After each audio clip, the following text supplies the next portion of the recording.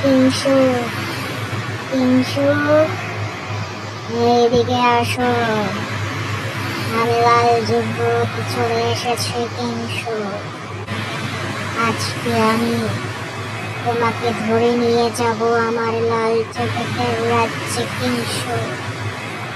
কারণ তুমি অনেক দুষ্ট হয়ে গেছো কিংসু।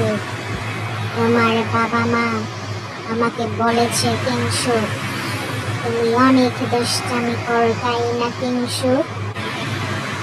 বাবা মার কোনো কথা শুনতে চাও না, ঘুমাতে চাও না তুমি কিংসু। ঠিক মতো খাওয়া দাওয়া করো না কিংসু। কেন এত দুষ্ট হয়ে গেছো আমাকে বলো তো কিংসু? জানো না ছোট বাবুদের বেশি বেশি খেতে হয় কিংসু। বেশি বেশি না খেলে তারা বড় হতে পারে না কিংসু। সব সময় ছোট থাকে। তুমি কি বড় হতে চাও না কিংসু? বড় হতে চাইলে বেশি বেশি মাছ খাবে, মাংস খাবে কিংসু। তুমি পড়াশোনা না করলে জ্ঞান আহরণ করতে পারবে না কিংসু।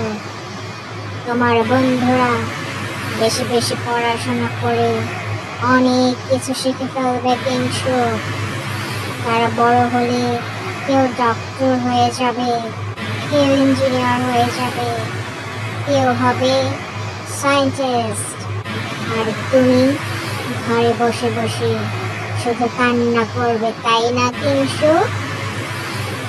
আর আমি লাল যুবক দুষ্ট বাবুদের ধরে ধরে খাই, জানো না তুমি কিংসু? আর ভালো বাবুদের বন্ধু হয়ে যাই আমি। আমি তোমার বন্ধু হয়ে যেতে পারি কিংসু, কিন্তু তার জন্য তোমাকে লক্ষ্মী বাবু হয়ে যেতে হবে কিংসু। আমার কথা শুনতে হবে, বড় ভাই বোনদের কথা শুনতে হবে কিংসু।